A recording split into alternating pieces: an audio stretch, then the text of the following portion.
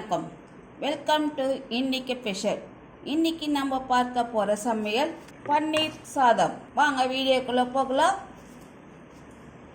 ஒரு 100 கிராம் பன்னீர் எடுத்திருக்கேன். கழுவி வச்சுக்கோங்க. ஒரு அரை ஸ்பூன் வெறும் மிளகாத்தூள் போட்டுக்கோங்க. 1/4 ஸ்பூன் கரம் மசாலா போட்டுக்கோங்க. ஒரு அரை ஸ்பூன் சிக்கன் மசாலா போட்டுக்கோங்க. ஒரு 1/4 ஸ்பூன் இஞ்சி பூண்டு விழுது போட்டுக்கோங்க. ஒரு ஸ்பூன் கார்ன்ஃப்ளவர் மாவு போட்டுக்கோங்க.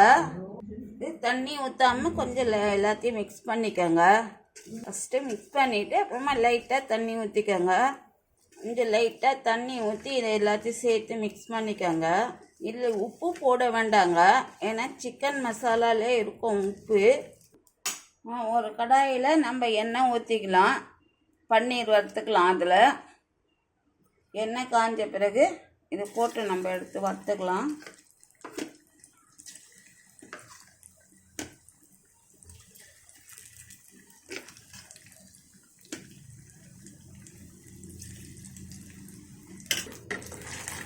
அவ்வளோதாங்க, இந்த மாதிரி வறுத்து எடுத்துக்கோங்க.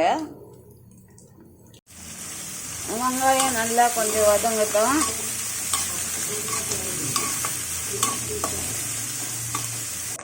ஒரு 3 பச்சை மிளகாய் போட்டுக்கலாம். நல்லா ப்ரௌன் கலரில் வதங்கட்டும். வெங்காயம் கொஞ்சம் நல்லா கொஞ்சம் வதங்கிடுச்சு. இந்த அளவுக்கு வதங்கினா போதும். இதுலேயே நம்ம குடமிளகா ஒரு பாதி குடமிளகா போட்டுக்கலாம். நல்லா ஒரே ஒரு நிமிஷம் வதக்கிக்கலாம்.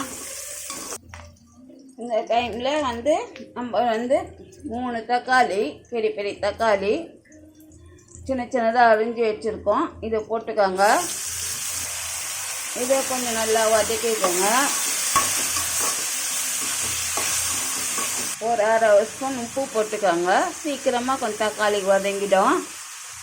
மிக்ஸ் பண்ணிக்கோங்க. கொஞ்சம் நல்லா தக்காளி நல்லா கொஞ்சம் வதங்கிடுச்சுங்க.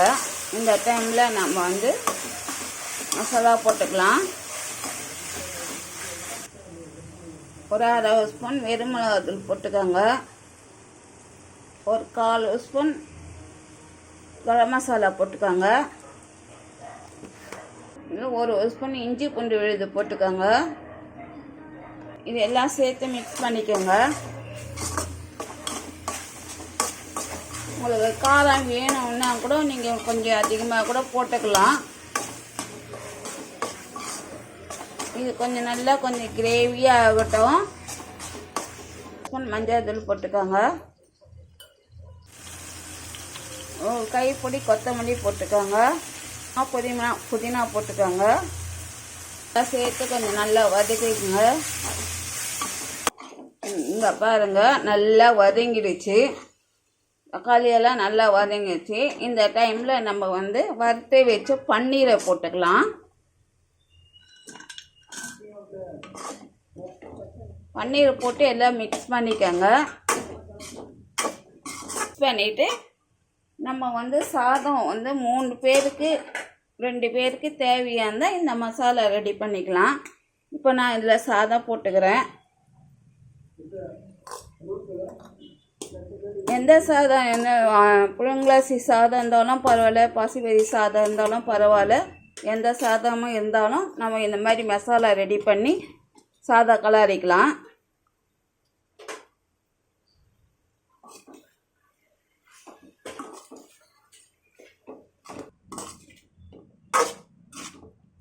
இது ரொம்ப நல்லா டேஸ்டியாக இருக்குங்க, அருமையாக இருக்கும்.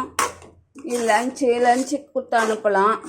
பசங்களுக்கு, பெரியவங்களுக்கு, ஆஃபீஸ் போகிறவங்களுக்கெல்லாம் இருக்கும்.